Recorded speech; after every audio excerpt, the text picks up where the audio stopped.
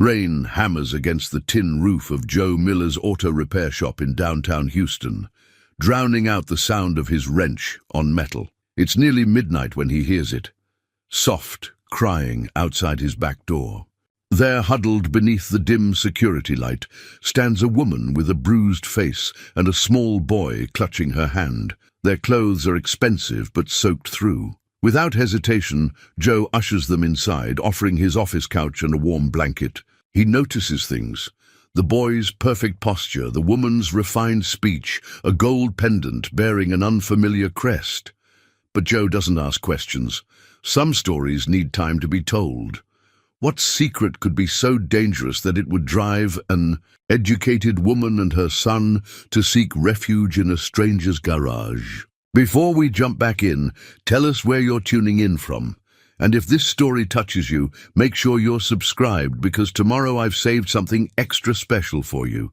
Joe Miller's day always started at 5 a.m., when Houston was still draped in darkness and possibility. This morning was no different, except for the two sleeping figures on his office couch. He moved quietly, starting the ancient coffee maker his father had bought when he first opened the shop 30 years ago. The familiar aroma of motor oil and coffee grounds filled the air, scents that had defined his life since he was tall enough to hold a wrench. The woman and boy had fallen asleep quickly last night, exhaustion evident in their faces. Joe had covered them with the blanket he kept for long winter nights at work, then retreated to his small apartment above the shop, though sleep had eluded him. Something about their arrival tugged at memories of his own mother, who taught him that kindness wasn't a choice, it was a responsibility. He studied his reflection in the bathroom mirror. Weathered face, salt and pepper hair cropped close, hands permanently stained with the honest work of decades. At 48, he wore his years like his father's old leather work jacket, comfortable, earned, lived in. The shop below was his inheritance, not just the concrete and tools, but the principles that came with them. Fix what's broken. Help those in need. Ask for nothing in return. The toolbox sitting on his workbench had been his father's wedding gift to him, back when he thought he'd have a family of his own by now. Sarah had other plans, leaving him for a real estate developer, who promised her the kind of life Joe never could. That was 15 years ago, and he'd since made peace with his solitary existence, finding purpose in the steady rhythm of engines and the grateful smiles of customers who couldn't afford dealership prices. His sister Maria called him a soft touch. "You'll work yourself into the poorhouse," she'd say, knowing full well he often accepted payment plans or bartered services when cash was tight. But Joe understood something his business-minded sister didn't. Sometimes the richest moments in life came disguised as acts of charity. The morning light was beginning to seep through the high windows, casting long shadows across the cement floor. Joe checked his appointment book. Mrs. Henderson's Buick needed new brake pads, and old Mr. Chen's delivery van was due for its monthly maintenance. Regular customers, good people who trusted him with their vehicles and their stories. He heard stirring from his office, and the soft murmur of voices. The boy appeared first, small and solemn in rumpled clothes, holding his mother's hand. In the clear light of morning, the woman's bruises looked worse, purple shadows beneath eyes that held both fear and determination. Joe noticed how she positioned herself between her son and the door, protective, instinctive. "I'm Joe Miller," he said, keeping his voice gentle.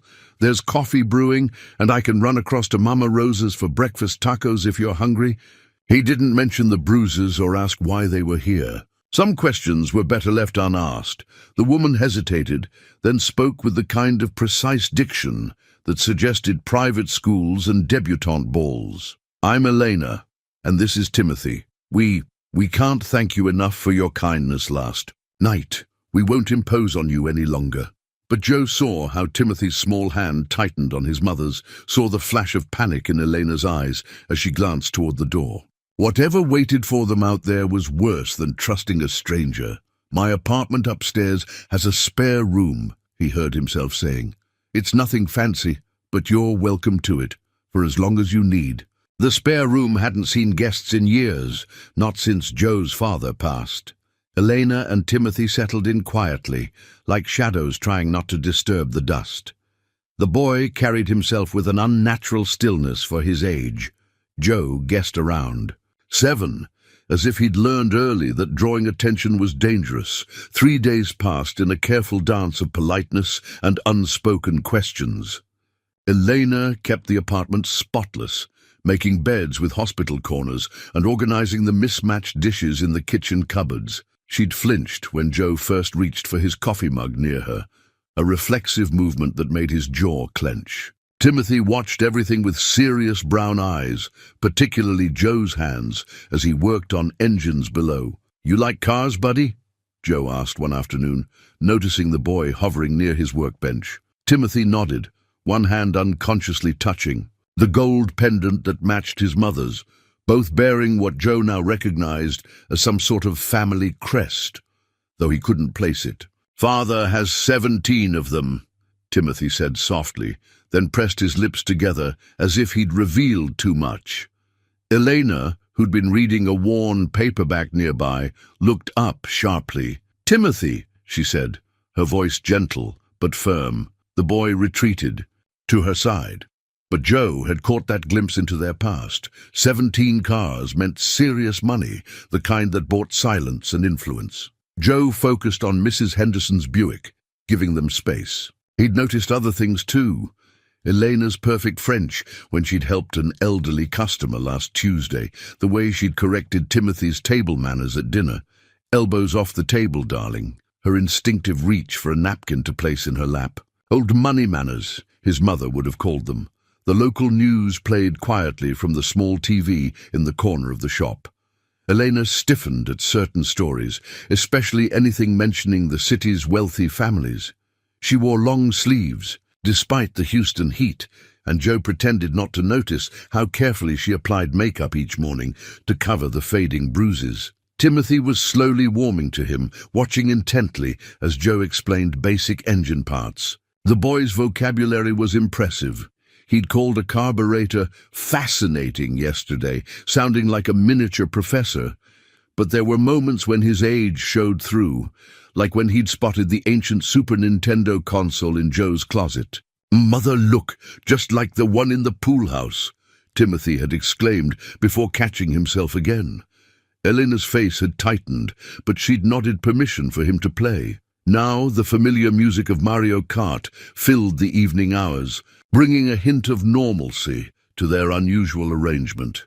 Joe's sister Maria stopped by daily, ostensibly to check on him, but really to assess their mysterious guests. As a paralegal at Houston's largest family law firm, she had a nose for stories that didn't add up. "They're running from something, Joey," she'd whispered yesterday. "Or someone. Rich people don't hide in mechanics shops." He knew she was right. But watching Elena help Timothy with his reading, she'd produced a battered copy of The Hobbit from their small backpack. Joe couldn't bring himself to care about their secrets. He recognized the look in Elena's eyes when she thought no one was watching. The haunted gaze of someone who'd learned that wealth and status were poor substitutes for safety. The gold pendant caught the light as Elena leaned forward to sound out a word with Timothy. Joe had seen something similar recently, though he couldn't place where. The crest showed an oil derrick rising from waves, with a Latin phrase he couldn't read curving beneath it. Elena always tucked it away quickly when she noticed anyone looking, her fingers trembling slightly. That evening, as Houston's heat finally began to fade, Joe found Timothy sitting on the fire escape outside the apartment window. The boy's small legs dangled through the rails, his posture still impeccably straight. "You know," Joe said, settling carefully beside him, "my dad used to sit out here with me when I was about your age. Said you could see all of Houston's stories from up here." Timothy considered this with the grave thoughtfulness that seemed to define him. "Do all stories have happy endings, Mr. Miller?" The question hung in the humid air between them, heavy with the weight of whatever had brought them to his door. That rainy night, Joe thought carefully before answering. "Not all of them, buddy, but the best stories are the ones where people help each other along the way. Sometimes that's better than a happy ending. Timothy nodded, his small hand moving to touch the pendant again. Mother says you're a good man. She doesn't trust good men anymore, but she trusts you. Joe let the words settle, understanding both the complexity of the compliment and the responsibility it carried. Below them, Houston's evening traffic hummed, and somewhere in the distance a siren wailed. Timothy didn't flinch at the sound anymore, progress of a sort that made Joe's heart ache. The Houston Chronicle lay folded on Joe's workbench, its headline partially visible. Search continues for missing Blackwood heiress. He hadn't paid much attention to the society pages before, but lately Maria had taken to leaving newspapers. Around the shop, her paralegal instincts working overtime, Joe pushed it aside, focusing instead on the steady stream of customers that kept Miller's Auto Repair afloat. Elena had proven surprisingly helpful around the shop, her delicate hands surprisingly capable with a computer. She'd organized his decades-old filing system and modernized his appointments calendar, though she carefully avoided answering the phone. When customers asked, Joe simply introduced her as family staying for a while. In Houston's summer heat, nobody questioned too deeply. Your lady friend's got quite an education, Mr. Chen commented one morning after Elena had helped him understand his van's maintenance schedule in perfect Mandarin. Reminds me of my granddaughter at Rice University. Joe just nodded, though. He'd noted how Elena had disappeared quickly after the exchange, as if regretting the slip that revealed her knowledge. These moments happened more frequently now. A casual reference to European cities she'd visited, a detailed explanation of corporate tax law while helping Maria with a crossword puzzle, the way she'd correctly diagnosed Mrs. Henderson's arthritis just by observing her grip on her car keys. She's a doctor, Timothy had whispered to Joe one evening, pride overwhelming his usual caution. The best kind that helps sick babies. Elena had gone pale at her son's words, but didn't contradict him. Maria visited more frequently now, bringing groceries and concerned glances. Joey, she'd said last night, after Elena and Timothy had gone upstairs, I've been doing some digging. She'd tried to show him another newspaper article, but Joe had waved it away. They'll tell us when they're ready, Maria. And what if ready comes with trouble? His sister's dark eyes, so like their mother's, held genuine worry. I've seen enough domestic cases to know when something's bigger than it seems. As if to prove her point, the shop's phone had started receiving hang-up calls. Elena's face turned ashen at each ring, and Timothy had taken to hiding behind the office desk when unknown numbers appeared on the caller ID. Joe's old dog, Rex, a grey-muzzled German shepherd who usually slept through the day, had appointed himself Timothy's personal guardian. The dog followed the boy everywhere, growling softly at sudden noises or unfamiliar customers. Timothy had blossomed under Rex's protection, gradually showing flashes of the child he must have been before fear became his constant companion. Father never let me have a dog, Timothy confided while brushing Rex's coat, another task he approached with characteristic precision. He said they were beneath our station. The boy pronounced beneath our station with careful dignity, clearly quoting someone else's words. Joe watched them from his workbench, noting how Timothy's small shoulders relaxed when he thought no one was looking. Elena, too, had begun to shed layers of tension, though she still started at sudden movements and checked the locks 3 times each night. The community had embraced them in its quiet way. Mama Rosa from the taco shop sent extra portions for the skinny boy and his pretty mama. Mrs. Henderson brought children's books she'd saved from her teaching days. Even gruff old Mr. Chen left bags of fresh vegetables from his son's market, but there were other changes too.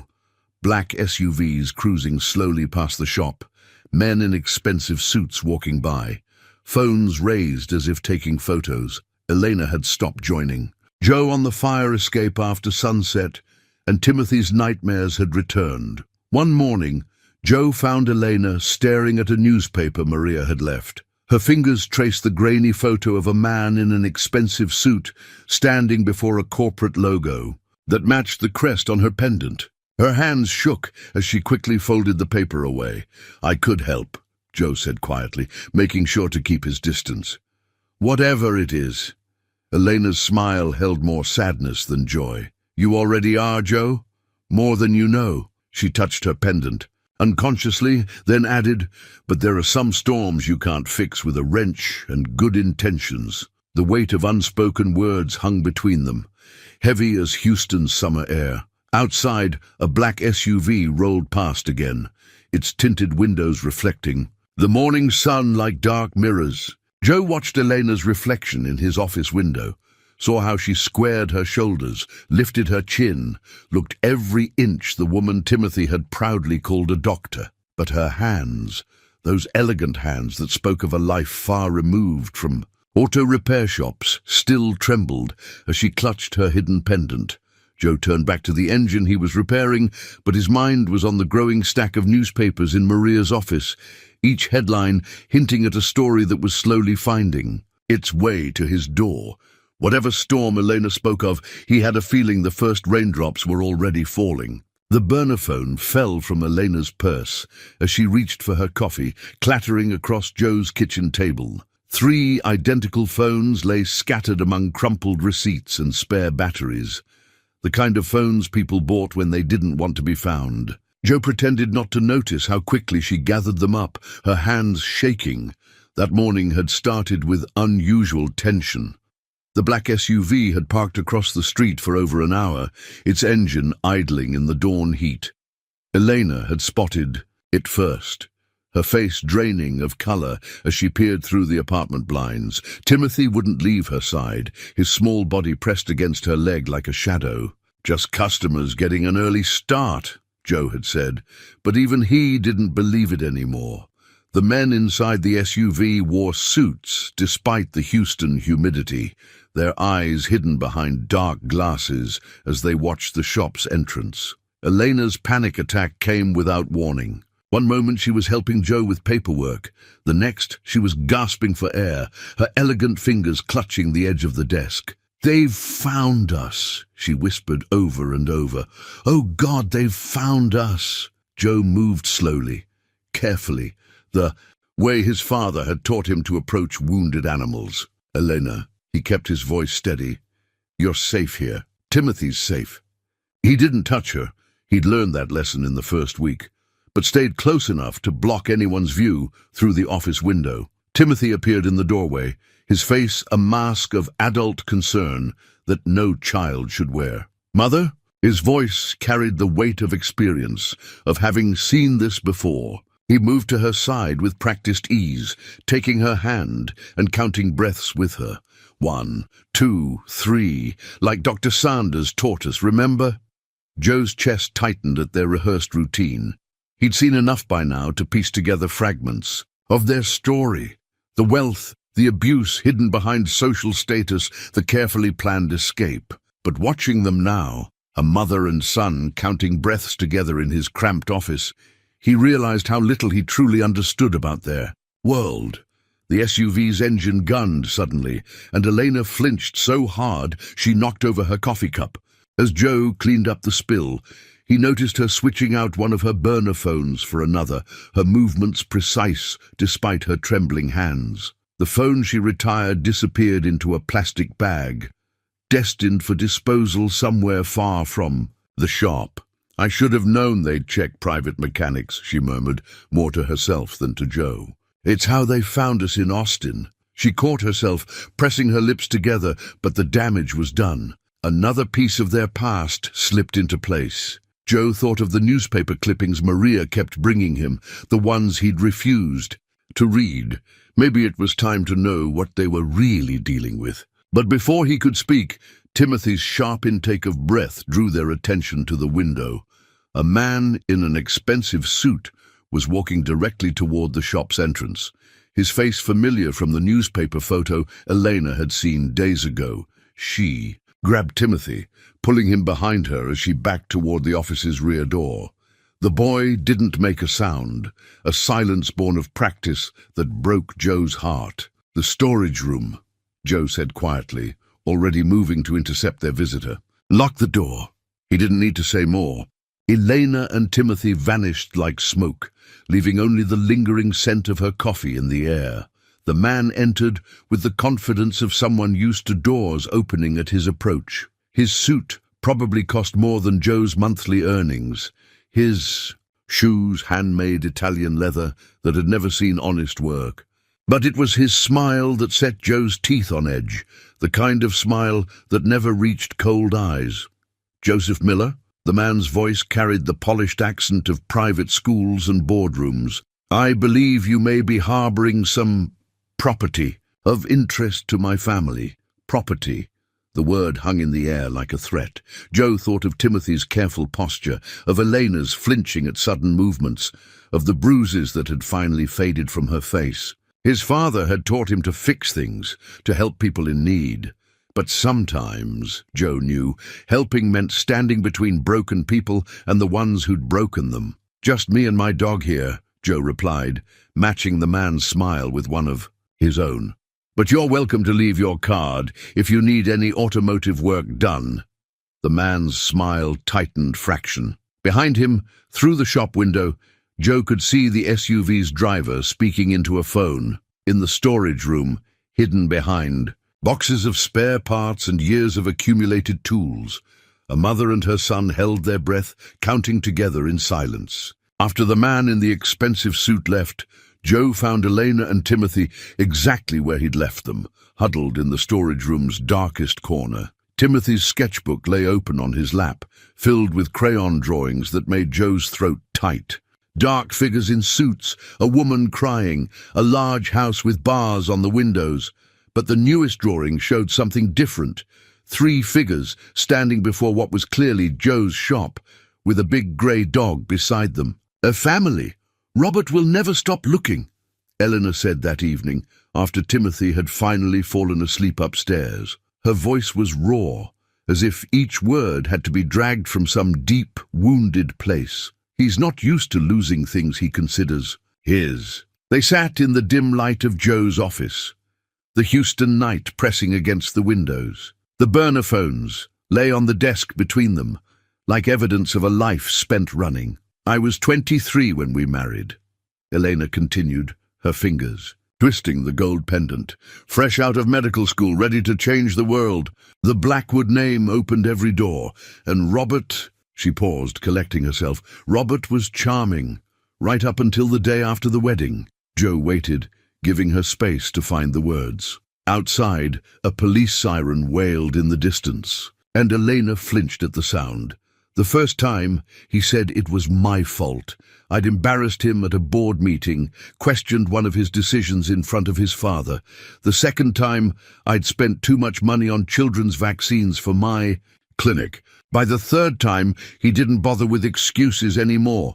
Maria's warnings echoed in Joe's head. His sister had seen too many cases like this, wealth and power becoming weapons, money buying silence and complicity. "Timothy," Elena's voice broke. On her son's name, he started seeing things no child should see.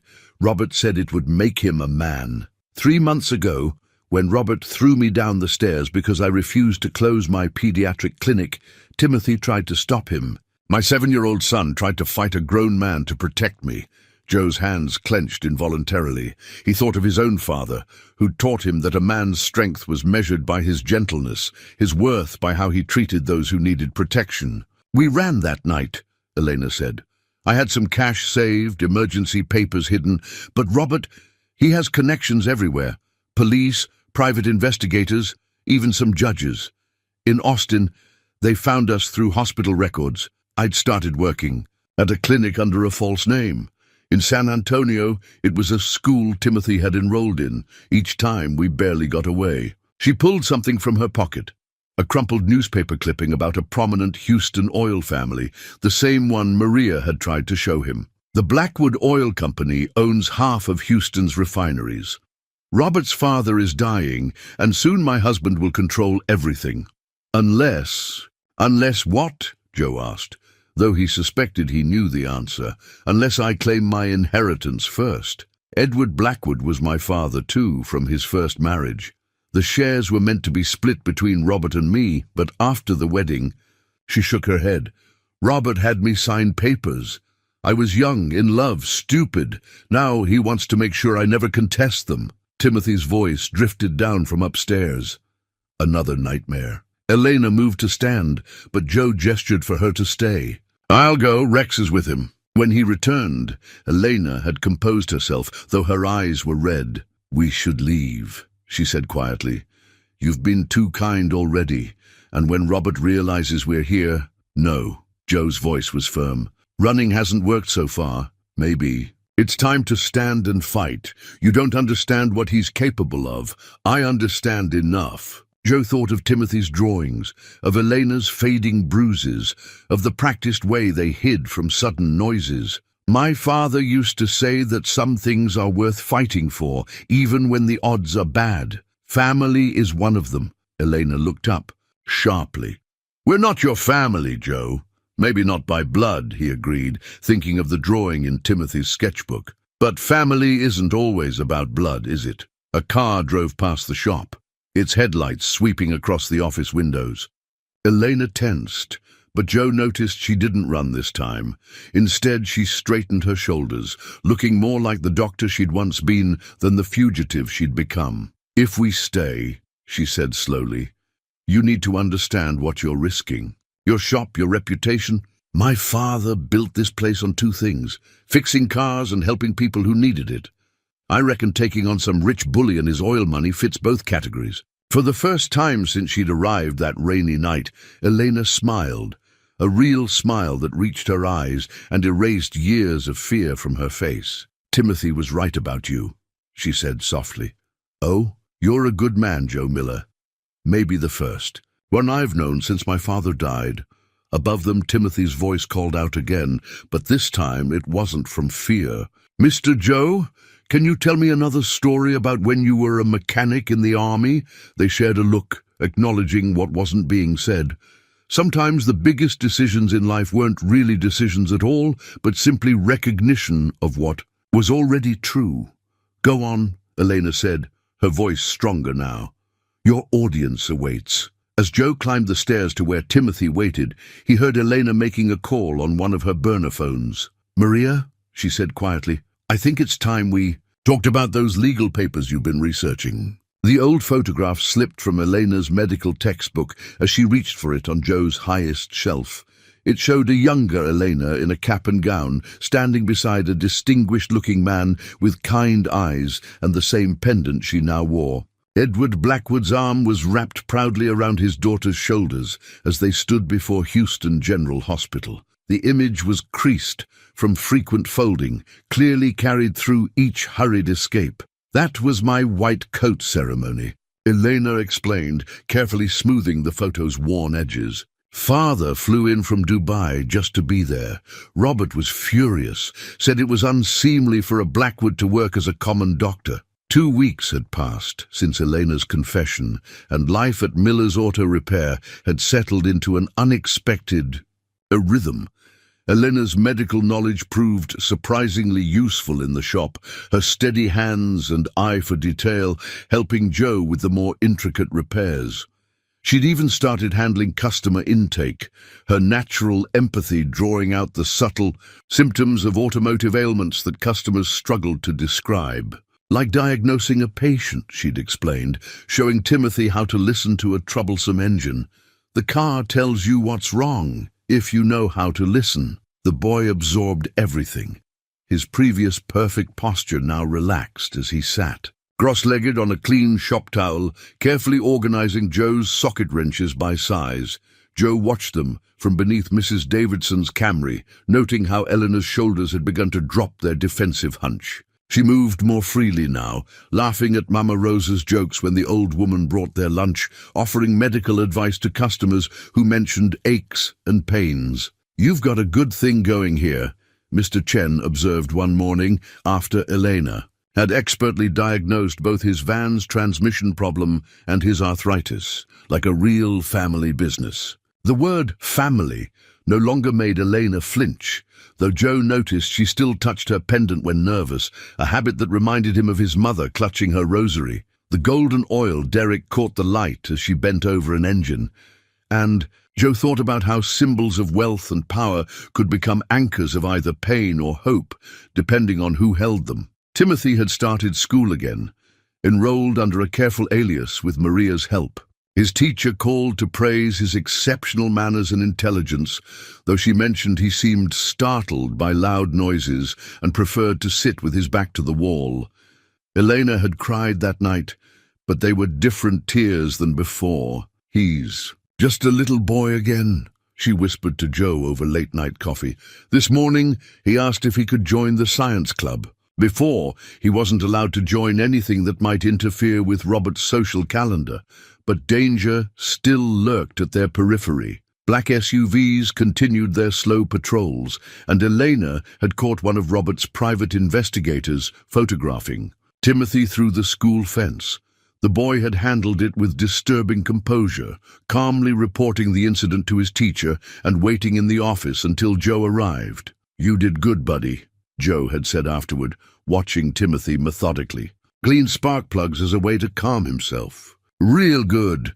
Father always said Blackwoods don't run to authority figures," Timothy replied, his voice small but steady. "But you and Mother said asking for help isn't weakness, it's being smart." Joe's heart swelled at being included in "you" and Mother, at being part of the team that was helping this brave kid rewrite his father's toxic lessons. He thought of his own father's words about family being more than blood, about how sometimes life's greatest gifts came disguised as its greatest challenges. Elena found them later. Timothy asleep on the office couch with Rex standing guard. Joe nearby working on paperwork. She held up a small notebook, Timothy's latest drawings, showing the three of them at a school science fair, Joe and Eleanor proudly watching Timothy explain his project. The dark figures in suits were still there in the background, but they were smaller now, less threatening. "He's healing," Elena said softly, her doctor's training evident in her assessment. "We both are." She paused, looking at Joe with an expression he couldn't quite read. "I never thought we'd find safety in a place like this with someone like—" She trailed off, but Joe understood. Life had taught Elena that men with power were dangerous, that help always came with strings attached. Yet here she was, finding refuge in a humble auto shop with a mechanic whose only power lay in his integrity and gentle hands. "Your father would be proud," Joe said, nodding toward the photograph she still carried. "Of both of you." Elena touched her pendant, but this time the gesture seemed more like a connection to strength than a nervous habit. "He would have liked you, Joe."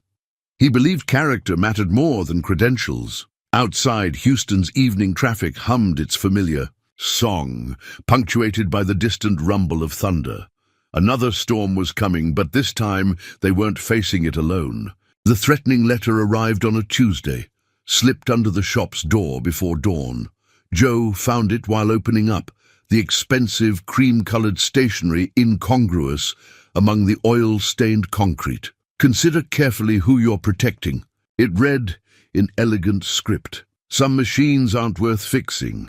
He'd meant to hide it from Eleanor, but she'd developed an uncanny sense for trouble. She appeared at his elbow as he read it, close enough that he could smell the lavender soap she'd started buying from Mrs. Henderson's daughter's shop.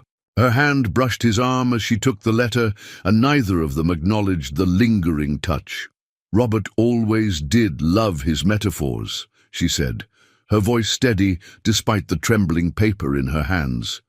"In his world, everything and everyone is a possession to be maintained or discarded." The morning light caught her face, highlighting cheekbones that had filled out during her weeks at the shop. The bruises had long faded, replaced by a healthy glow that came from regular meals and nights of actual sleep. She'd taken to wearing her dark hair loose around her shoulders instead of the tight defensive bun of her early days. "I have something to show you," she said suddenly, leading Joe to the office computer. Her fingers flew across the keyboard. pulling up financial records that made his head spin. Maria's been helping me understand Father's original succession plan. The shares weren't just split between Robert and me. They were structured to prevent exactly what Robert did after our marriage. Joe leaned closer, aware of how naturally they'd learned to share space. Meaning the papers I signed, they shouldn't have been legal. Father had safeguards in place. Trustees who were supposed to protect my interests, but they all mysteriously stepped aside after Robert's father took control. A loud engine rumble interrupted them. Another black SUV crawling past the shop. But this time, Elena didn't flinch. Instead, she straightened, looking more like the accomplished doctor in her father's photo than the frightened woman who'd appeared at Joe's door. "They're getting bolder," Joe observed, thinking of Timothy alone at school. As if reading his mind, Elena shook her head. "Maria's paralegal friend is watching the school, and Principal Chen, Mr. Chen's daughter, she knows to call us if anyone unusual comes around." The US hung in the air between them, comfortable and dangerous all at once. They'd become a unit without discussing it, sharing responsibilities for Timothy, trading off cooking duties, falling into domestic rhythms that felt increasingly natural. The shop door chimed and both tensed until they recognized Mama Rosa's cheerful greeting.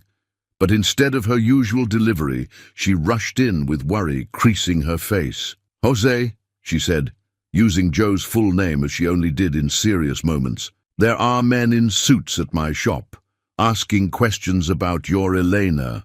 "And the boy?" "Your Elena." Joe felt Elena's small intake of breath beside him, knew she'd caught the possessive phrase too. Before he could respond, two of the men appeared in his doorway, blocking the morning light. "Mrs. Blackwood," the taller one said, his tone professionally menacing. "Your husband is concerned about your extended absence." Joe stepped forward, but Elena's hand on his arm stopped him. She moved with deliberate grace, every inch the Blackwood heiress, rather than the frightened fugitive. "My husband's concern would be more convincing if he hadn't put me in the hospital 3 months ago," she said, her voice carrying the kind of authority that came from generations of boardroom power. "Now, unless you have a court order, you're trespassing on private property." The men hesitated, clearly unprepared for this version of their quarry. The shorter one reached into his jacket, but Joe was faster, his body shifting subtly into the boxing stance he'd learned in his army days. "I wouldn't," he said quietly. The man's hand stilled. Mama Rosa had vanished, but the sudden arrival of police sirens suggested where she'd gone. The men retreated, but not before the taller one smiled coldly. "Happy birthday to the boy," he said.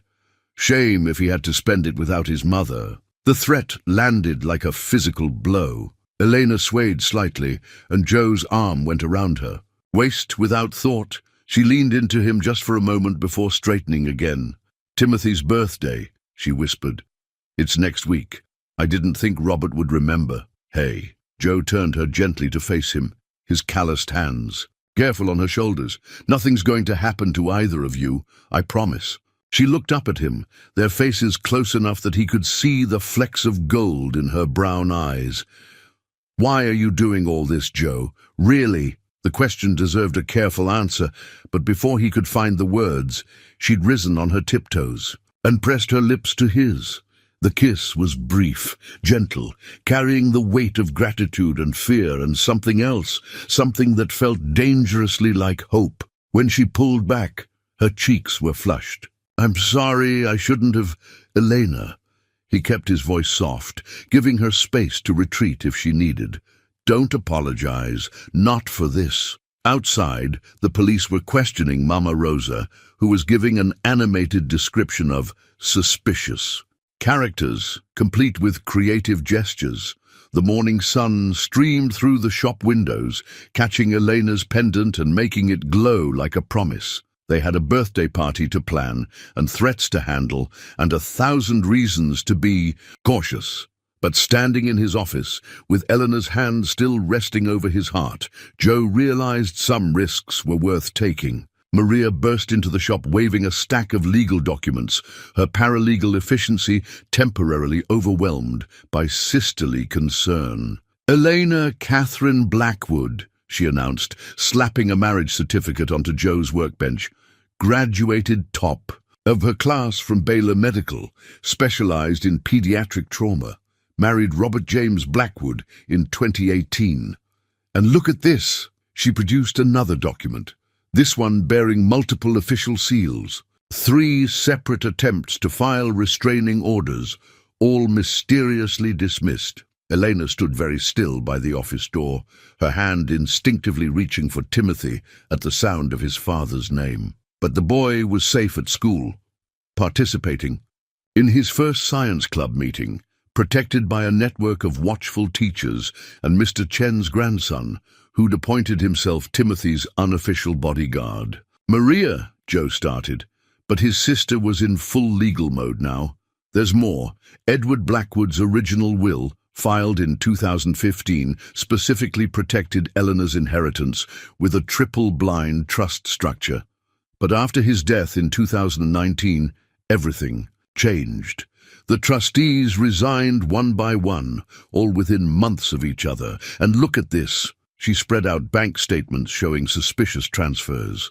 Each trustee received exactly $1 million through offshore accounts. Elena's voice was quiet but steady. "Father always said Robert's greatest talent was buying people's souls at wholesale prices." The documents covered Joe's workbench like evidence at a crime scene, each paper telling part of a story of wealth, betrayal, and calculated cruelty. Marriage license, medical license, hospital privileges at Houston's top facilities, all suspended or revoked through Robert's influence. "Why didn't you tell us everything?" Maria demanded, but her tone held more worry than accusation. "I could have helped sooner. The firm I work for is on retainer with Blackwood Oil," Elena finished.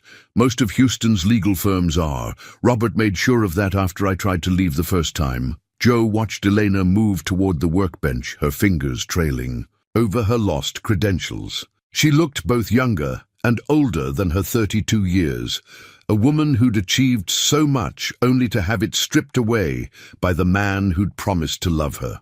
"I was afraid," Elena admitted, meeting Maria's eyes. "Not just of Robert, but of involving others. The last person who tried to help me, my former nurse Jennifer, lost her license and had to leave the state. Robert doesn't just destroy his targets, he salts the earth around them." Maria's expression softened. She'd seen enough domestic violence cases to recognize the patterns of isolation and control. "But now we have evidence. These financial records, the pattern of legal obstruction." "We also have a problem," Joe interrupted, holding up his phone. A news alert showed Robert Blackwood standing at a podium, his corporate smile perfect as cameras flashed. The headline read, "Blackwood Oil Heir announces expansion, addresses family matters." Elena went pale as Joe turned up the volume. "While I'm grateful for the public's concern regarding my wife's temporary absence, I want to assure everyone that Elena is receiving the best care for her unfortunate conditions. We look forward to her return home, where she belongs." The implication was clear. Any attempt to fight back would be painted as the delusions of an unstable woman. Elena's hands clenched into fists, her wedding ring long since discarded. "He's laying groundwork," Maria said, her legal mind racing. "If Elena surfaces to challenge him, he'll claim she's mentally unfit. The timing of this press conference isn't coincidental. Timothy's birthday is next week. He's letting Elena know he can still control the narrative." Joe moved to Elena's side, close enough to support but not touching, letting her choose the distance. Her voice, when it came, held a new steel. "He never understood what Father tried to teach us about power. Robert thinks it's about control, about breaking things and people to prove you own them. But real power—" She touched her pendant, the oil derrick catching the light. "Real power is about building things, protecting people, making lives better." She turned to Maria, her decision visible in the set of her shoulders. "You're right. It's time to stop running. But we do this carefully, strategically. Robert expects me to be either the crying victim or the crazy wife. He won't expect this. She gestured around the shop at the life she'd built here. He won't expect me to fight back with the truth. Maria pulled out her laptop, already typing. I have contacts at the Houston Chronicle, journalists who've been trying to crack the Blackwood oil story for years, and I know a judge recently appointed who doesn't owe Robert any favors. We'll need to move quickly, Elena said, her doctor's precision returning as she outlined their strategy. Once we start, Robert will use everything he has. The restraining orders weren't dismissed because they lacked evidence. I had photographs, hospital records, witness statements. They were dismissed because Robert buried them in legal motions until the witnesses changed their stories or disappeared. Joe watched the two women bend over Maria's laptop, sister and almost more than friend, united in purpose. He thought about Timothy's birthday next week, about the party they'd planned with his school friends, the first real celebration the boy would have without his father's controlling presence. Elena, he said, softly drawing her attention, whatever. You decide, whatever path you choose.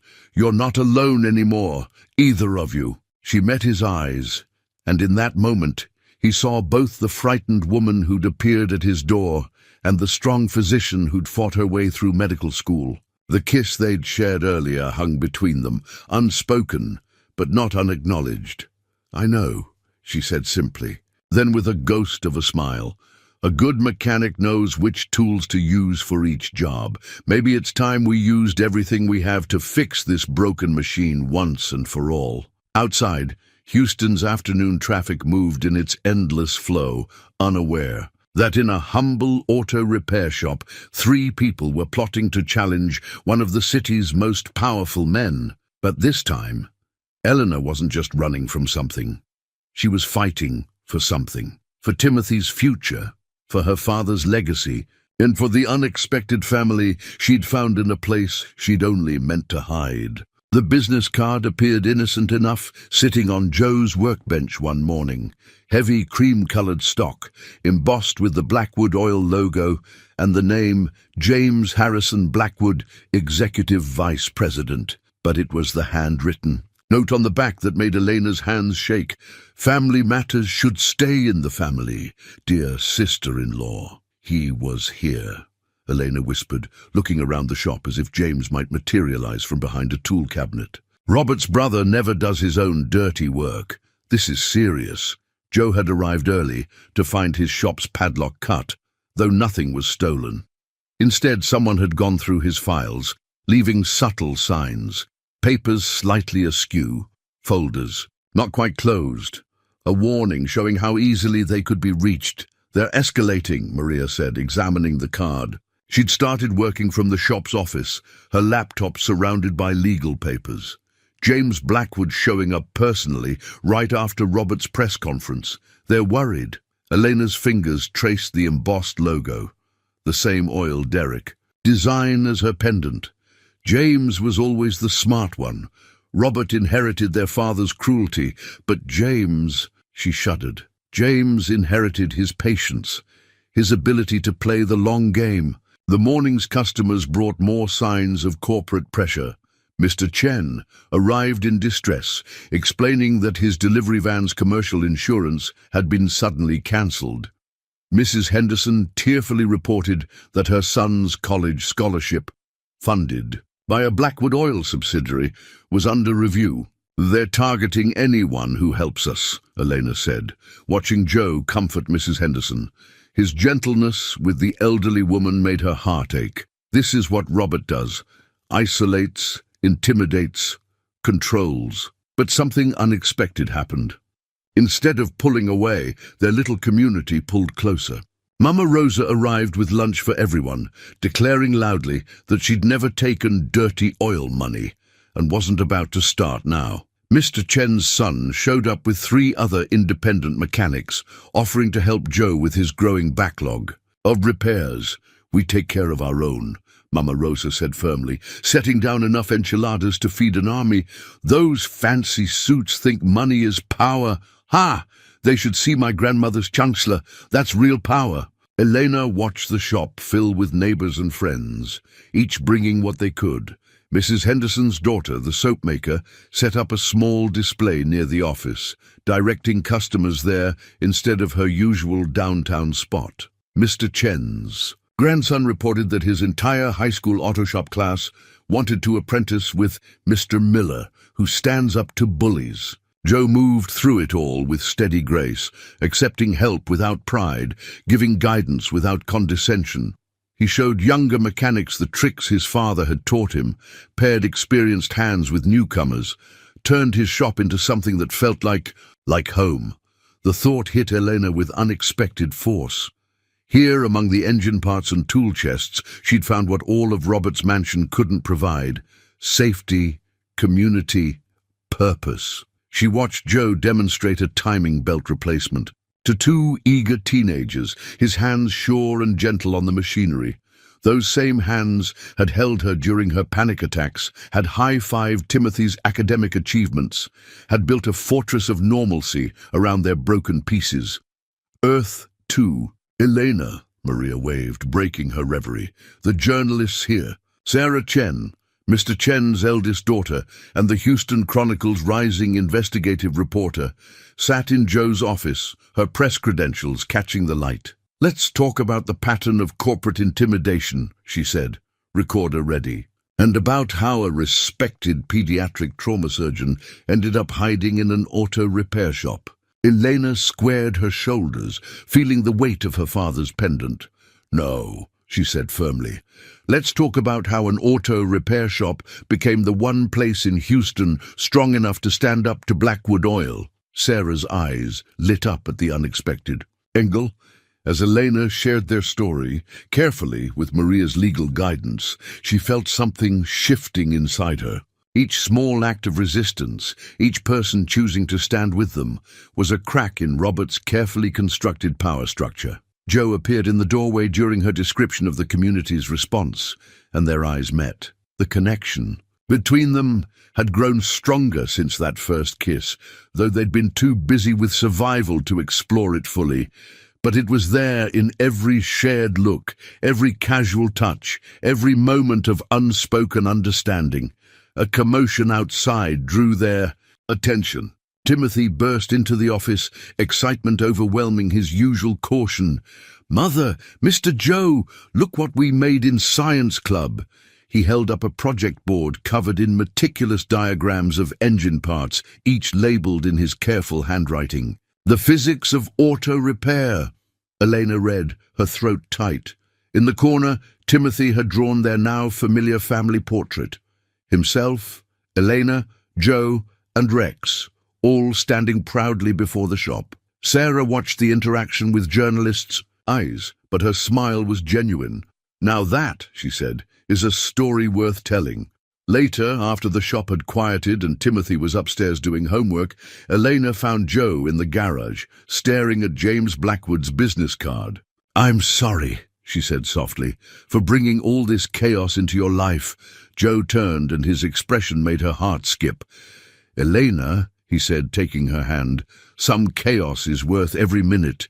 She stepped closer, drawn by the warmth in his voice.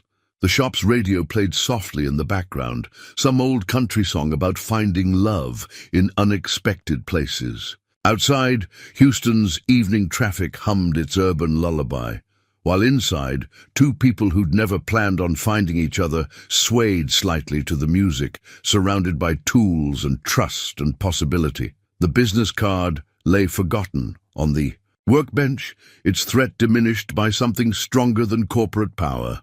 The simple, unshakable truth that love, like a well-built engine, runs best when every part works together. The USB drive was smaller than Elena's thumbnail, but it might as well have been a bomb for the way she handled it. "Jennifer, my former nurse, she hid this in Timothy's teddy bear before Robert drove her out of Houston. I never knew what was on it until now." Maria's laptop displayed spreadsheet after spreadsheet, each one damning in its detail. Environmental reports doctored to hide oil spills, safety violations covered up with carefully routed bribes. medical records from company clinics showing patterns of worker injuries systematically misclassified to avoid investigation. Your father was investigating this, Maria said, scrolling through archived emails, before his sudden decline. Decline? Joe caught the hesitation in Elena's voice. Elena, what aren't you telling us? She twisted her pendant, a gesture he now recognized as her gathering courage. Father's death was convenient. He'd started asking questions about the company's safety protocols, especially after a refinery fire killed 3 workers. The official report blamed operator error, but Father found evidence of deliberate negligence, Maria finished, holding up a memo. Cost-cutting measures approved by Robert and James against your father's explicit orders. The shop felt suddenly too small, the weight of corporate crimes pressing in like Houston's summer heat. Joe watched Eleanor pace, seeing both the frightened woman from that rainy night and the determined doctor who'd fought her way through medical school. There's more, Elena said. The pediatric clinic I ran, it served many of the refinery workers' families. I started noticing patterns, children with unusual respiratory issues, clusters of rare cancers near certain facilities. When I tried to launch a formal study, Robert shut you down, Joe guessed, remembering her earlier words about the clinic. Elena nodded. He said I was becoming hysterical, that I was imagining connections that didn't exist. That's when the physical abuse escalated. He couldn't risk me talking to outside researchers. A series of sharp raps on the shop's door made them all jump. But it was only Mr. Chen, his face grave. Health inspectors, he reported. At every small business that supports you, Mama Rosa's kitchen, my son's market, even Mrs. Henderson's daughter's soap shop, they say they received anonymous complaints. Joe's hands clenched. He'd expected retaliation, but this systematic attack on their entire support network felt personal. They're trying to squeeze us out. No, Elena said suddenly, her doctor's analytical mind clicking pieces into place. They're trying to force us into making a mistake. All these pressure points, the insurance cancellations, the scholarships, the inspections, they're waiting for us to react rashly, to give them something they can use against us. Maria was already typing. The timing matters. These inspections started right after Sarah Chen interviewed you. They're worried about the story. A knock at the door revealed Sarah herself, looking windblown and excited. They tried to kill the story, she announced without preamble. My editor received a call from the paper's biggest advertiser. Guess who? Blackwood Oil, they all said together. But here's the thing, Sarah continued, pulling out her phone. The attempted suppression, that's part of the story now. And I'm not the only one interested. I've got colleagues at 3 national papers wanting to collaborate. Lena sank into Joe's office chair, the weight of possibility and danger warring on her face. If we do this, if we go public with everything, Robert won't hold back. He'll use every weapon he has, including Timothy, Joe said quietly, naming her greatest fear. He'll claim I'm an unfit mother. He has judges in his pocket.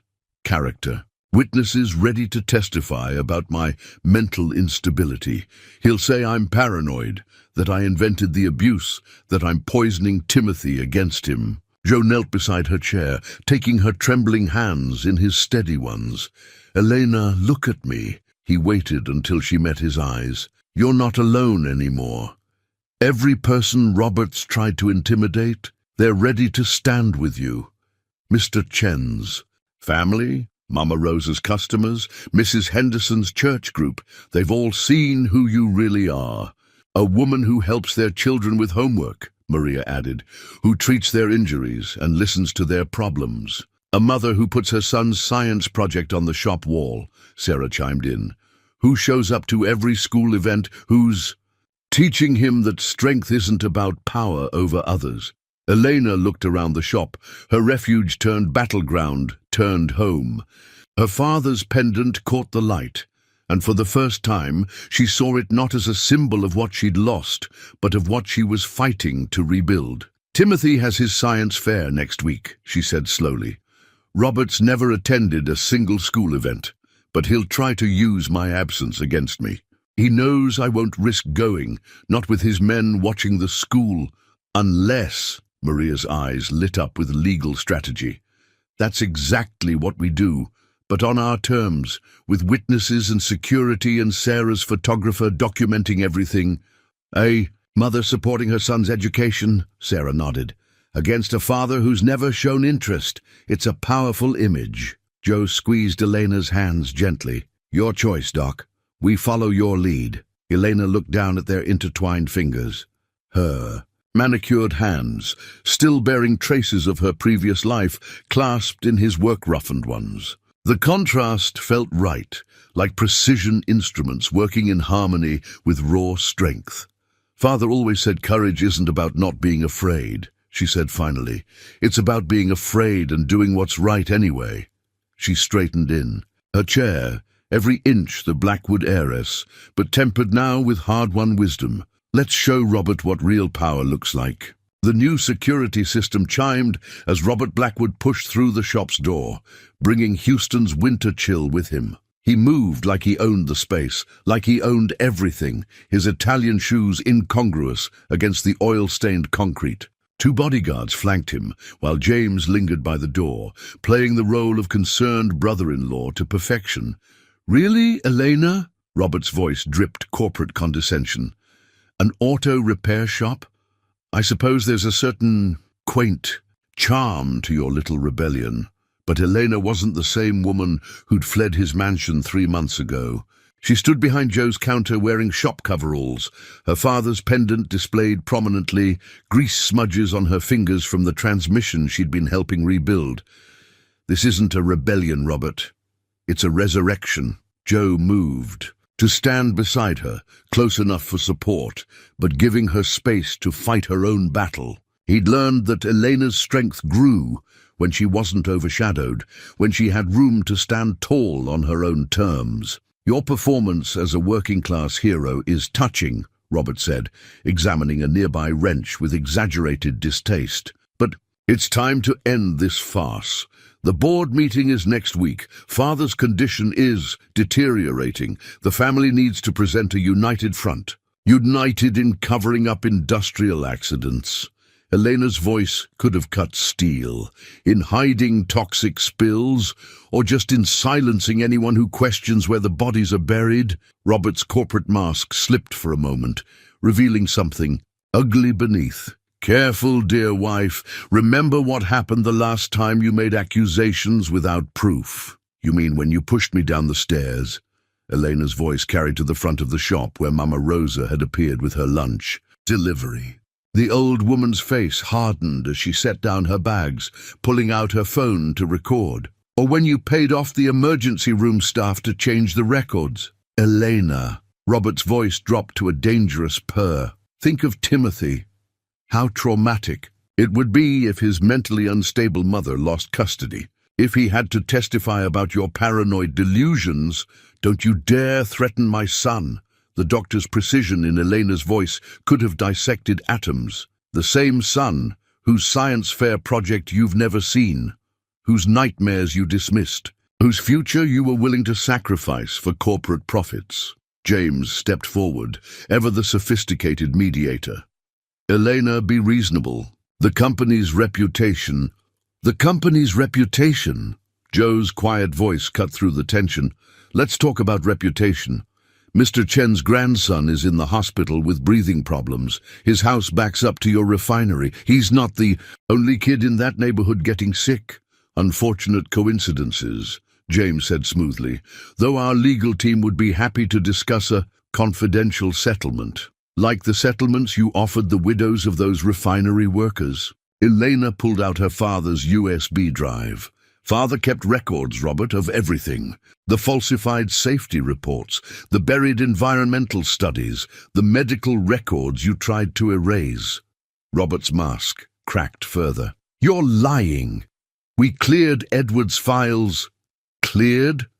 Elena's laugh held no humor. "Thank you for confirming. That brother-in-law, Sarah, did you get that?" Sarah Chen stepped out of Joe's office, digital recorder in hand, press credentials gleaming. Behind her, Maria smiled like a shark scenting blood.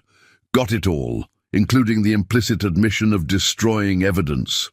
Robert moved with frightening speed, but Joe was faster. His army boxing training hadn't faded, and Robert's swing met. Only air as Joe sidestepped, positioning himself between Elena and her husband. "Still fighting other men's battles, Elena?" Robert sneered, straightening his jacket. "First your father's crusade for corporate responsibility, now playing house with a mechanic?" "No, Robert." Elena's voice rang with authority. "I'm fighting my own battles now, and I'm not alone." As if on cue, cars began pulling up outside. Mr. Chen's extended family, Mrs. Henderson's church group, Mama Rosa's entire restaurant staff, the high school auto shop class. Even Principal Chen arrived, carrying a folder of Timothy's school records showing his improved grades and emotional growth. "You see that?" Joe said quietly, watching Robert register the growing crowd. "That's real power. Not buying people's silence, but earning their trust. Not breaking things, but fixing them. How touching." Robert's corporate mask reasserted itself. "James, call our friends at the health department. I believe this establishment is due for an inspection." "Already done," Maria announced. "Full compliance verified by 3 independent inspectors. Would you like to see the reports? They're quite detailed about attempted bribery by certain corporate interests." Robert's face contorted. "You think these people can stand against Blackwood Oil? We own half of Houston." "No, Robert."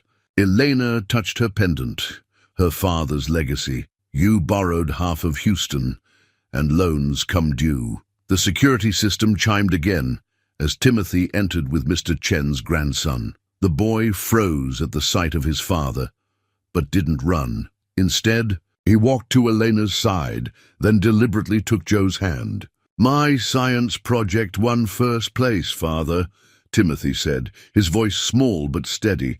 "It's about how engines work, how broken things can be fixed if you understand them and care enough to try." Robert stared at his son, really looked at him, perhaps for the first time, and something like uncertainty crossed his face. This wasn't the timid child he'd left. This boy stood straight-backed between a mother who'd found her strength and a man who'd shown him what real fatherhood looked like. "This isn't over," Robert said, but his voice lacked its earlier conviction. "No," Elena agreed. "It's just beginning. The board meets next week. Father's shares vote. And unlike you, Robert, I actually read the company bylaws, all of them." The implications hung in the air like Houston's summer humidity. Robert turned to leave, his corporate armor notably dented. But at the door, he faced Elena one last time. "You'll regret this," he said, but his threat sounded hollow against the backdrop of community solidarity. Elena looked at the life she'd built from the wreckage Robert had created, at Joe's steady presence, at Timothy's growing confidence, at the shop that had become more than a hiding place. "The only thing I regret," she said clearly, "is not doing this sooner." Edward Blackwood's will arrived by courier the next morning, delivered by his former secretary, who'd kept a sealed copy hidden for just this moment. The elderly woman's hands shook as she passed the thick envelope to Eleanor. "Your father knew," she said softly. "He knew they'd try to bury the original." The document's implications unfolded like a corporate tsunami. Elena wasn't just Edward's daughter from his first marriage, she was his chosen successor. The shares Robert had forced her to sign away weren't just valuable, they were controlling. Edward had structured the company so that his daughter's medical ethics would guide its future, not Robert's ruthless profit-seeking. "He left you 51%, Maria whispered, scanning the legal language. "The shares Robert acquired through your marriage? They were never his to take? Your father put them in an unbreakable trust that only activated upon—" "Oh my God." Elena's hands tightened on the paper. "Upon proof of domestic abuse," she finished. "Father suspected.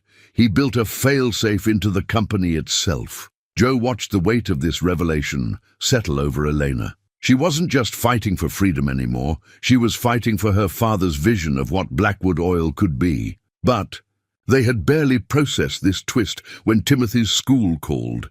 Robert had arrived demanding to see his son. The school's security protocols had stopped him, but his lawyers were already filing emergency custody motions. "He knows," Elena said, her doctor's calm warring with maternal panic. "Someone leaked the will's contents. He's making his move before. We can act on it." They raced to the school, Elena clutching both the will and Timothy's favorite stuffed dinosaur, the one he still slept with despite claiming he was too old for toys. But Robert had already left, leaving behind a wake of legal threats and corporate intimidation. They found Timothy in Principal Chen's office, pale but composed. "I didn't talk to him," the boy said proudly. "I remembered what Joe taught me about standing my ground." Eleanor pulled her son close, breathing in his familiar scent of pencil shavings and workshop dust. But their reunion was interrupted by the arrival of James Blackwood, looking more rattled than his usual polished self. "Elena, we need to talk." His corporate mask slipped, showing genuine fear. He's not well." When he saw the will's contents, he started making calls. "Dangerous calls? What kind of calls?" Joe stepped closer to Elena and Timothy, protective but not hovering, the kind that make problems disappear permanently. James ran a hand through his perfectly coiffed hair. "Look, I know we're enemies, but this is beyond corporate games. Robert's talking to people who don't care about legal documents or board votes." As if to underscore his warning, Eleanor's phone buzzed with an alert from Maria. Robert had emptied the corporate security fund, millions of dollars now untraceable. "He's hiring someone," Elena realized, her arms tightening around Timothy, "like he did with Jennifer, my nurse. But this time he's not trying to scare you away." James finished. "He wants you gone before the board meeting, both of you." He looked at Timothy, and for the first time, genuine remorse crossed his features. "I've done terrible things for this company, Elena. But I can't be part of this." The school's hallways felt suddenly exposed, every window a potential threat. Joe made a quick call to Mr. Chen, activating their community phone tree. Within minutes, a protective convoy was arranged. Mama Rosa's delivery vans, Mr. Chen's market trucks, and a dozen other vehicles ready to confuse any watchers. But as they hustled Timothy toward Joe's truck, shots rang out. James shoved Elena aside as a bullet shattered the window behind her. Joe pulled Timothy down, covering him with his body, as more shots followed. The attack was brief but effective, a professional warning.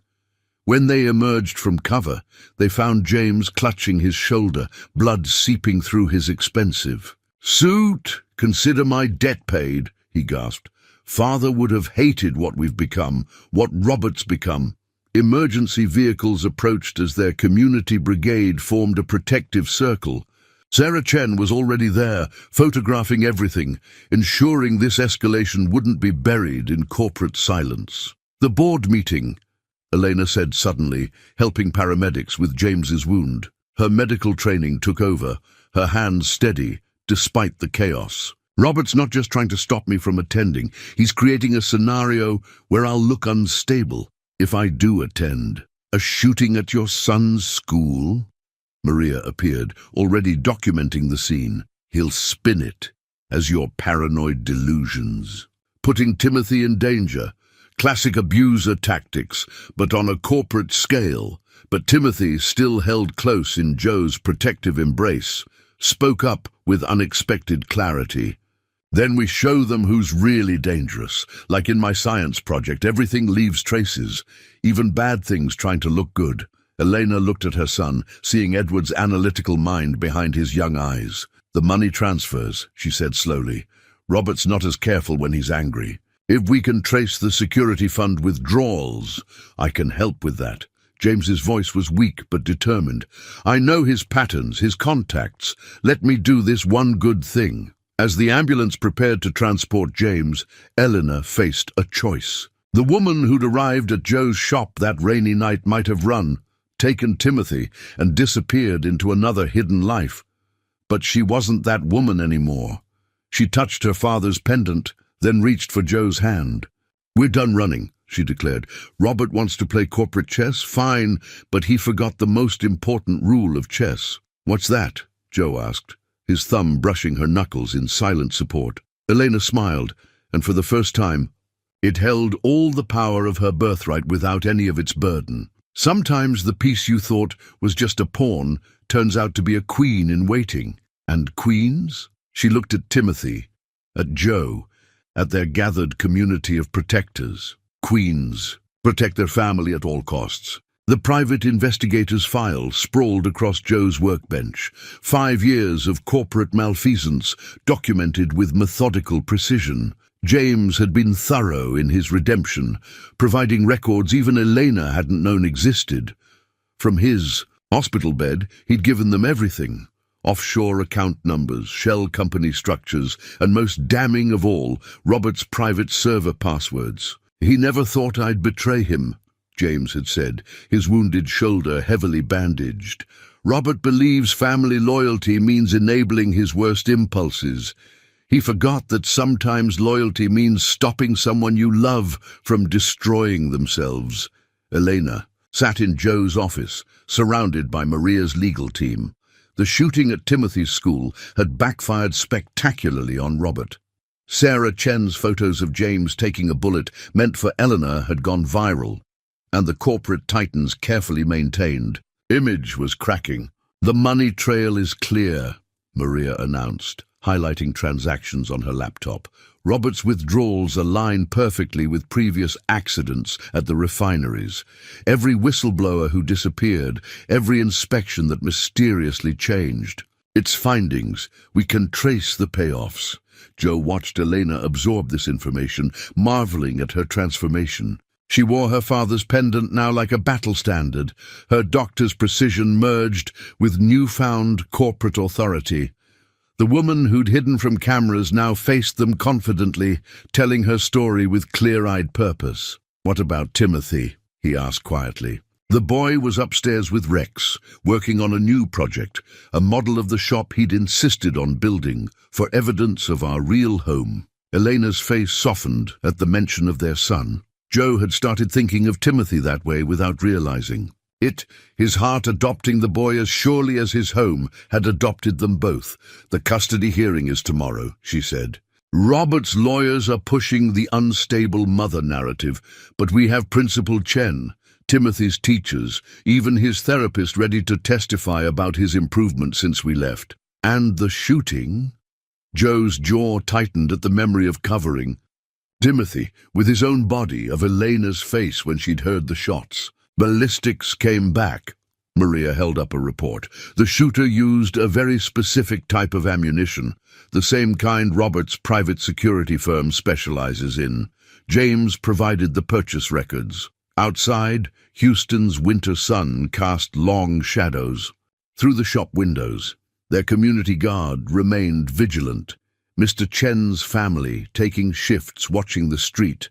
Mama Rosa's delivery drivers reporting any suspicious vehicles. Off-duty police officers from Mrs. Henderson's church volunteering. "Protection. Tomorrow's newspaper will be interesting," Sarah Chen said, entering with fresh coffee for everyone. "My editor approved a 3-part series. The Blackwood Oil Dynasty, Power, Abuse, and Redemption. The first piece focuses on Edward Blackwood's original vision for corporate responsibility, contrasted with what the company became under Robert's influence." Elena touched her father's pendant. "Daddy believed a company this powerful had obligations beyond profit. His first wife, my mother, died of cancer linked to industrial pollution. That's why he encouraged my medical career, why he structured the shares to protect my independence. And why Robert worked so hard to discredit you," Maria added. "A doctor with controlling interest in the company, one who'd seen firsthand the human cost of corporate negligence. You were a threat before you even realized it." Joe moved to Elena's side, close enough for support, but careful not to overshadow her moment. She'd grown into her power naturally, like a flower turning toward the sun after too long in darkness. "The Board meets in 3 days, she said, reviewing their timeline. Robert will try something else before then. He can't afford to let me present this evidence. Let him try. Joe's quiet confidence filled the room. He's used to fighting alone, Elena. You've got an army. As if to prove his point, Timothy appeared in the doorway, his model of the shop carefully held before him. He'd added tiny figures. Elena in her doctor's coat, Joe with his tools, Rex standing guard, and their entire supporting cast of community protectors. Look, he said, pointing to a miniature detail easily missed. I put in security cameras, like the ones Mr. Chen's grandson installed, and reinforced windows, and multiple exits. He'd thought of everything, their brave boy who'd learned too. Young to plan for danger, Elena knelt beside her son, examining his work. It's perfect, sweetheart. But you know what makes it really special? Timothy's serious face lifted to hers. What? It's not just a building. It's all these people choosing to stand together. That's what your grandfather believed in, that real strength comes from protecting each other. Joe watched them, this unlikely family forged in crisis and tempered by love. Eleanor caught his eye over Timothy's head, and the look they shared held everything they hadn't yet had time to say. Commotion outside drew their attention. Robert's latest legal threat had arrived. A thick envelope of motions and demands, but Elena didn't flinch as she had before. Instead, she handed the papers to Maria with a calm that spoke of absolute certainty. My father planned for this, she said, steel beneath her gentle tone. He knew what Robert was, maybe better than I did. The trust, the share structure, the fail-safes. He built a path for me to follow when I was ready. And now? Joe asked, though he already knew the answer. Elena stood every inch the heir to both her father's business acumen and his moral compass. Now we show Robert that real power isn't about what you can take from people. It's about what you can build together. Timothy added a final touch to his model, a tiny replica of Edward Blackwood's pendant hanging in the shop's window. Can we put the real one there? He asked. So everyone can see what we're fighting for? Elena unclasped the pendant, letting it catch the light. In 3 days, she would face Robert across the boardroom table, armed with truth and backed by a community's love. But for now, she simply helped Timothy place the pendant in his model, marking this humble shop as what it had become, a fortress built of trust, a haven created from hope, and a home founded on love. Perfect, she whispered, and this time she wasn't just talking about the model. The board meeting agenda sat on Joe's kitchen table, its corporate letterhead stark against the worn wood. Tomorrow, at 9 a.m., in Blackwood Oil's gleaming downtown headquarters, Elena would reclaim her father's legacy. The simple list of items belied the drama beneath: succession planning, review of environmental compliance, voting of shares. Your name isn't even on it, Timothy observed, studying the paper as he finished his breakfast. Father always said that's how you know. Something's important when they try to pretend it's not happening. Elena paused in adjusting her suit jacket, her first time wearing corporate armor since fleeing Robert's mansion. The outfit had arrived that morning, courtesy of Edward Blackwood's former secretary, a tailored charcoal ensemble he'd ordered. For Elena's birthday, hidden away with the will. Smart observation, buddy, Joe said, dropping a gentle hand on Timothy's shoulder. Sometimes the biggest things hide in plain sight. Like love, Elena thought, watching them together. Like family, forming in the spaces between broken pieces. Maria arrived with final preparations, her paralegal efficiency in overdrive. James is being discharged this morning. He'll meet us directly at the boardroom. His doctor cleared him to testify about the shooting. And the custody hearing? Elena tried to keep her voice steady, but Joe heard the tremor beneath. Judge Chen was very interested in the timing of Robert's petition, Maria smiled, especially after reviewing the ballistics report from the school shooting. She suspended all custody proceedings pending the outcome of the criminal investigation. The shop below hummed with activity. Their community had gathered for final preparations, turning Joe's workspace into a war room. Mr. Chen's grandson monitored security feeds he'd installed throughout the neighborhood. Mama Rosa's delivery drivers reported on Robert's movements. His car had been at his club all night, multiple drinks ordered. "He's scared," Sarah Chen said, reviewing her notes for tomorrow's article. "My sources say he's been calling in favors all week. But James's evidence has everyone running scared. No one wants to be caught in the blast radius." Elena touched her father's pendant, now hanging boldly outside her suit jacket. Robert never understood what real power is. He thought fear and money were the same thing as respect and loyalty. Speaking of loyalty, Joe's sister appeared with a stack of notarized statements. "Every employee from your old pediatric clinic signed affidavits about Robert's interference with medical care, and 3 former refinery workers' families came forward about falsified death certificates." Elena reviewed the documents, her doctor's heart aching at the familiar names. Robert thought closing my clinic would silence these voices. He never understood that healing creates bonds that fear can't break. The day passed in a blur of preparation. Elena practiced her presentation with Maria, memorizing figures and dates. Timothy insisted on quizzing her, his small face serious as he checked her answers against their evidence. As evening fell, their supporters gradually departed, each leaving something behind. Mama Rosa's victory tamales in the fridge, Mrs. Henderson's hand-knit stress ball, Mr. Chen's traditional good luck charm, small tokens of faith in tomorrow's battle. Finally, it was just the 3 of them. Timothy had fallen asleep on the office couch, Rex standing guard. Elena stood at the shop window, watching Houston's lights flicker on, her reflection overlaid with the city she was fighting to protect. "Second thoughts?" Joe asked softly, joining her. "About facing Robert?" "No." She turned to him, allowing herself to be vulnerable in a way she never could with anyone else. "About what comes after? Maybe. Running a corporation this size. Being in the public eye. Hey." Joe's hand found hers, work-roughened fingers intertwining with her elegant ones. "You're not that scared woman from the rain anymore. You're Dr. Elena Blackwood, who diagnoses engines as easily as illnesses, who rebuilt her life from scratch, who taught a little boy that strength means standing up for what's right." Elena looked at their joined hands, at the distance she'd traveled from that desperate night. "I couldn't have done it without you, any of it." "Sure you could have," Joe smiled. "But I'm glad you didn't have to." The moment stretched between them, full of everything they hadn't had time to explore. Tomorrow would bring corporate battles and media storms, but tonight, Elena rose on her tiptoes, as she had during their first kiss. But this time there was no hesitation, no fear of consequences. Joe's arms wrapped around her with the same gentle strength he used with fragile engine parts, holding her like something precious but not breakable. When they parted, Timothy's voice drifted sleepily from the couch.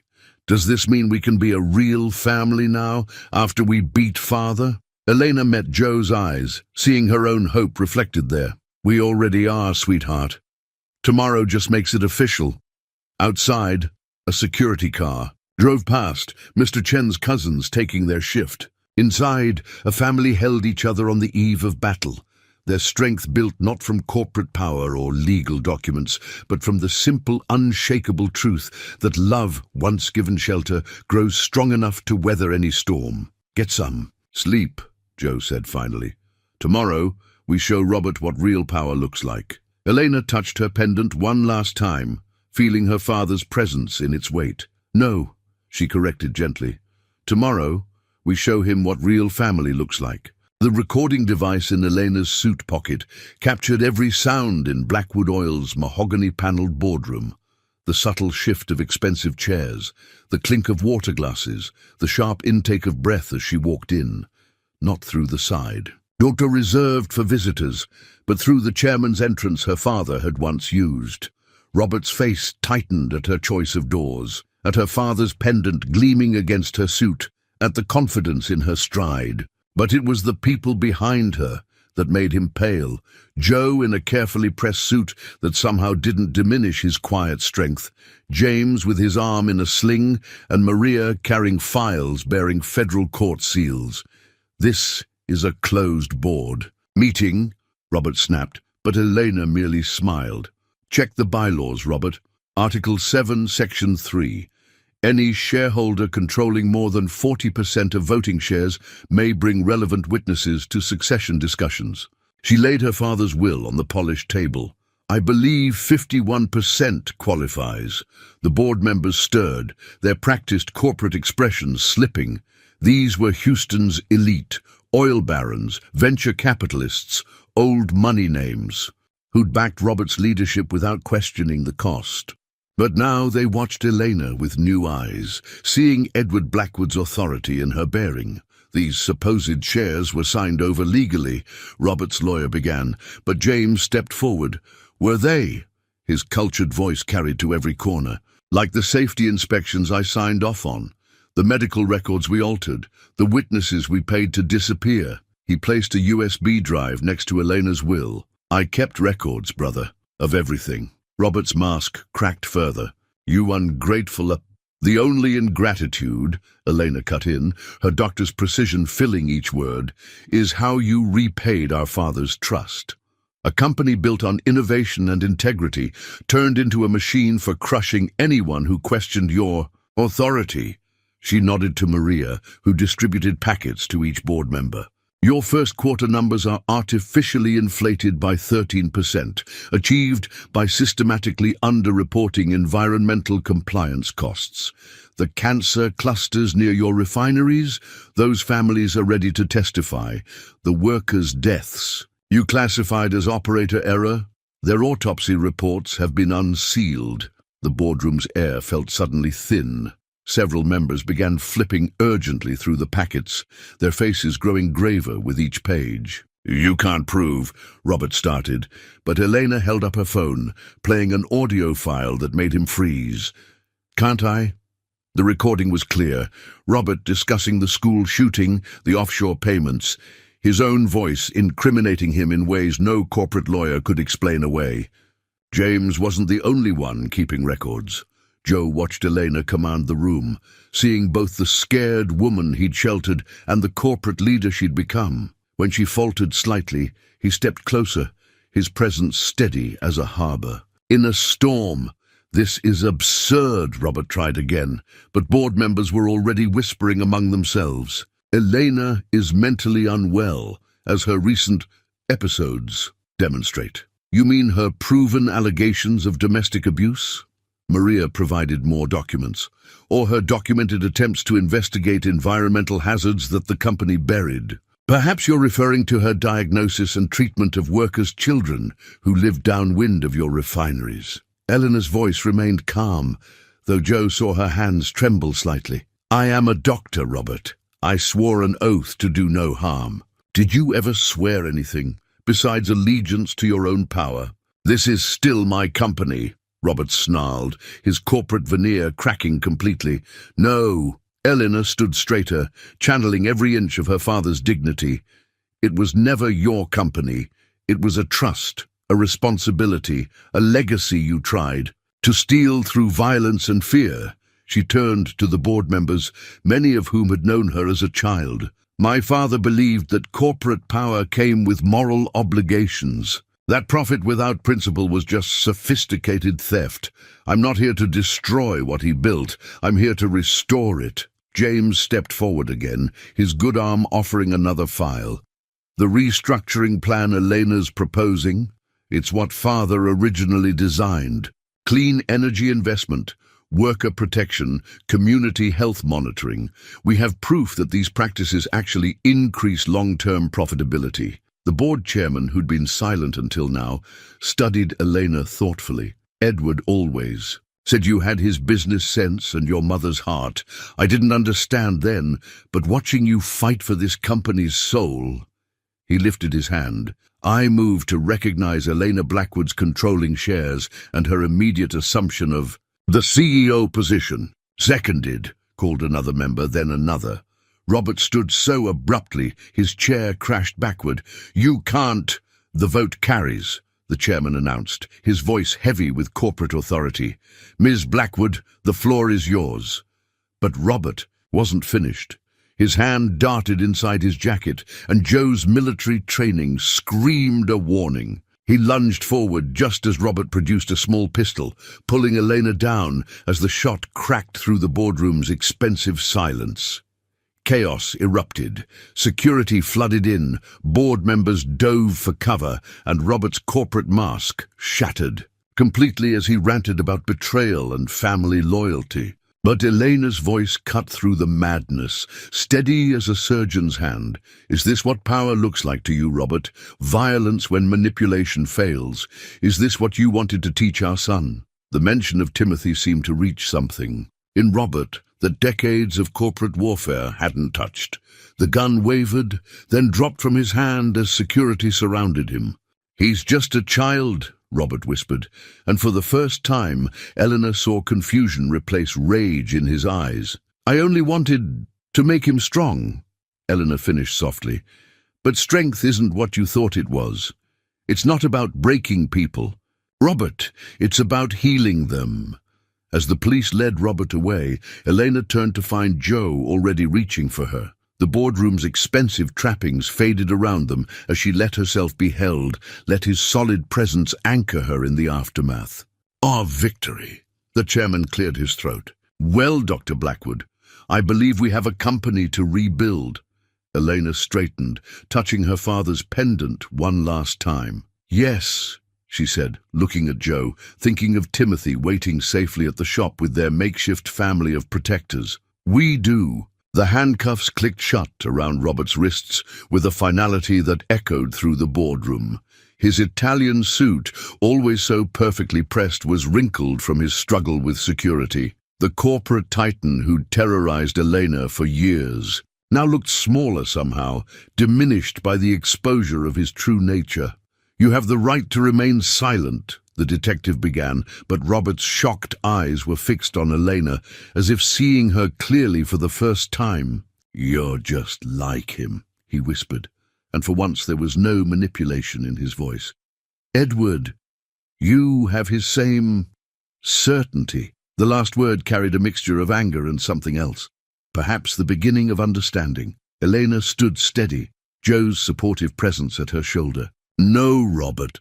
I'm not just like my father. I'm also my mother's daughter, the woman who taught me that healing is harder than hurting, but infinitely more worthy." The boardroom had become a crime scene. Evidence markers dotted the expensive carpet where Robert's gun had fallen. James was giving his statement to investigators, his injured arm a testament to his changed loyalties. Maria coordinated with prosecutors, ensuring every corporate crime would face proper scrutiny. Sarah Chen arrived with her photographer, capturing the moment for tomorrow's headlines. But her focus wasn't on Robert's arrest.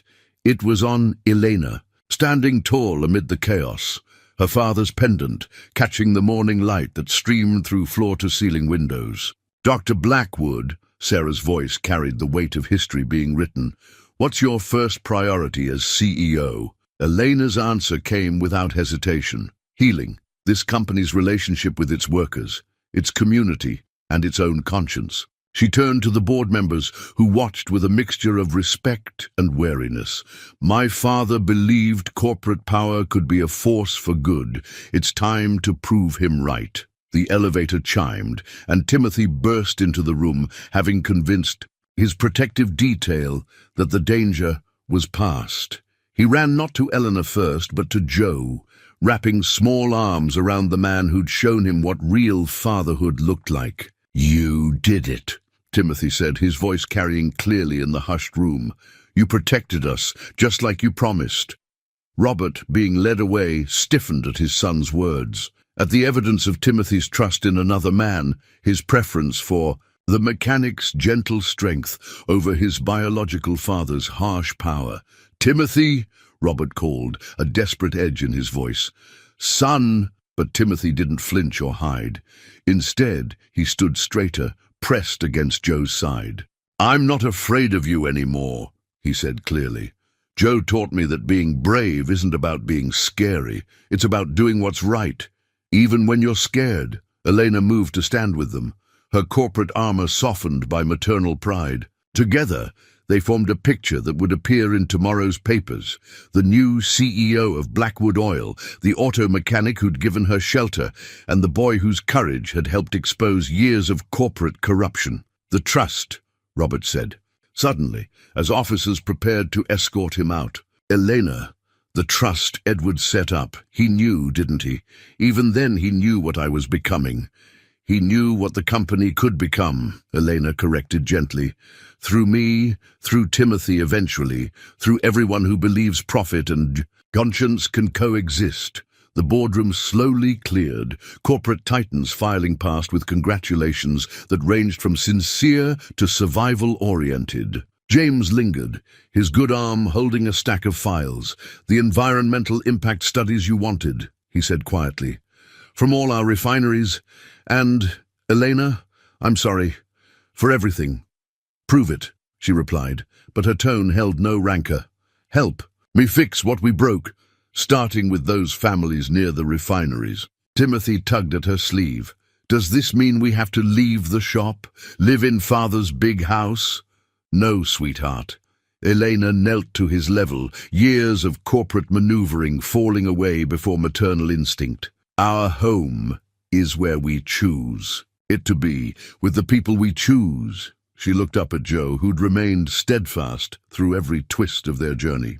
His shop clothes had been replaced by a suit for the board meeting, but his eyes held the same gentle strength that had welcomed them on that rainy night. Besides, Joe added, winking at Timothy, someone has to keep teaching you about engines. Can't do that in some fancy mansion. The boy's face lit up. Can we still have the science club meetings at the shop? And can Rex still sleep in my room? And yes, Elena laughed, the sound echoing off marble walls that had rarely heard genuine. Joy, yes to all of it. We'll find a way to balance everything. Sarah Chen was still taking notes, capturing this moment of transition. A CEO who makes house calls, she mused, running a corporate empire from an auto repair shop. That's quite a headline. No, Elena corrected, standing with her family. The headline is about a company remembering its heart, about power used to protect instead of control. She touched her father's pendant. About a legacy coming full circle. Outside the boardroom windows, Houston sprawled beneath them, its refineries and offices glinting in the morning sun. But Elena's eyes were drawn downtown, to where a humble auto repair shop had become the unlikely birthplace of corporate reformation. Ready to go home? Joe asked softly. Eleanor looked at Timothy, already chattering about showing his science club the real boardroom someday. At James, clutching his files like a chance at redemption. At the board members who waited to see how their new leader would reshape their world. Yes, she said simply, let's go home. The new sign gleamed in the morning sun. Miller & Son Auto Repair, a family business. Timothy had insisted on helping Joe hang it, carefully measuring each bracket's placement with the same precision he now brought to his role as youngest. Member of Blackwood Oil's Environmental Advisory Board. 1 year had transformed more than just the sign. The shop had expanded, taking over the adjacent building. The waiting room now doubled as a community health clinic, 2 days a week, where Eleanor saw patients between corporate meetings. Her father's pendant still caught the light, but now it shared space with the simple gold band on her left hand, a perfect match to Joe's work-worn one. Ready for the party? Joe asked, coming up behind Elena as she reviewed patient files at her desk. The shop hummed with preparation noise. Mama Rosa directing her crew in setting up the celebration feast, Mr. Chen's family hanging streamers, Mrs. Henderson arranging flowers from her garden. Almost. Elena smiled, touching the adoption papers, sitting ready for Timothy's signature. Hard to believe it's been a year. The headlines from that day were framed on the wall. Blackwood Oil heir arrested, Corporate dynasty undergoes historic transformation. Love, justice, and motor oil, a modern fairy tale. Sarah Chen had won a journalism award for her coverage, though she still preferred sharing lunch with them at Mama Rosa's to attending fancy press events. James had kept his word, working tirelessly to help right the company's wrongs. The cancer clusters near the refineries were being properly investigated. Worker safety standards had been overhauled, and a new charitable foundation, named for Elena's mother, provided medical care to affected communities. Robert's trial had ended 3 months ago. The evidence was too overwhelming for even his expensive lawyers to explain away. He'd traded his corporate kingdom for a prison cell, though Eleanor made sure Timothy could visit whenever he wanted. Healing, she believed, took many forms. "Mom! Dad!" Timothy's voice carried from the garage. "Rex found something in the old files!" The words Mom and Dad still created a warm glow in Elena's chest. They'd made it official 6 months ago, a quiet ceremony right here in the shop. She'd worn coveralls over her wedding dress while helping Joe fix Mrs. Henderson's Buick between exchanging vows. They found Timothy in Joe's office, Rex wagging his tail beside him. The boy held up a familiar piece of paper, the first invoice Elena had filled out from that rainy night a year ago. She'd written emergency repair under service needed, having no idea how accurate those words would prove. "Can we put it in the scrapbook?" Timothy asked. "Next to the newspaper stories and my science fair ribbon?" "Of course, buddy." Joe ruffled his son's hair, careful not to disturb the tie Timothy had insisted on wearing for the adoption ceremony. "It's part of our story." The shop slowly filled with their extended family. Maria arrived with her new paralegal team, dedicated to corporate accountability cases. James came bearing updates on the latest environmental initiatives, his arm long, healed, but his commitment to redemption unwavering. Mr. Chen's grandson, now apprenticing at the shop while studying engineering, demonstrated his latest diagnostic computer program. Mrs. Henderson's daughter had expanded her soap-making business into a full wellness line, sold in a corner of the waiting room between the engine parts catalogue and Elena's medical reference books. "Quite a change from corporate boardrooms," Sarah Chen observed, notebook ever ready. "The most powerful CEO in Houston, holding office hours in an auto repair shop." Elena watched Joe teach Timothy how to check transmission fluid, their heads bent together over the engine in perfect synchronization. "The best kind of power," she said softly, "is the kind that builds things. Families, communities, trust." "Speaking of building," Timothy called out, "can we show them the surprise now?" Joe nodded, and Timothy proudly unveiled his latest project. Detailed plans for expanding the clinic space, with a special wing for pediatric cases. He'd drawn it himself, combining his father's business precision with Joe's practical engineering sense. "For the other kids," Timothy explained, "the ones who need a safe place, like we did." Eleanor felt Joe's arm slip around her waist as they watched their son present his ideas to the gathered crowd. The boy, who'd once hidden behind his mother now, stood tall, explaining cost projections and community impact with confident enthusiasm. "You know," Joe murmured in her ear, "your father would be proud of all of this." Elena touched her pendant, then reached for the adoption papers. It was time. They gathered their family, blood and chosen, corporate and working class, all the pieces that had somehow fit together perfectly. "Ready to make it official, sweetheart?" she asked Timothy. His smile, bright and unafraid, was answer enough. As they signed the papers, Elena realized that every road in her life, even the painful ones, had led her here.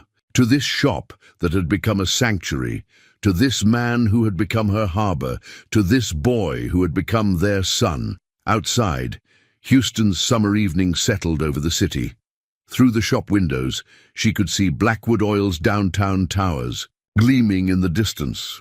But here, surrounded by the smell of motor oil and healing herbs, the sound of familiar laughter and comfortable conversation, Elena knew she'd found what her father had always wanted for her, not just success, but significance, not just power, but purpose, not just security, but love. They'd built something extraordinary from ordinary parts, like the engines Joe loved, to repair. And like those engines, it worked perfectly because every piece had found its proper place, turning life's raw energy into forward motion, carrying them together into whatever tomorrow might bring.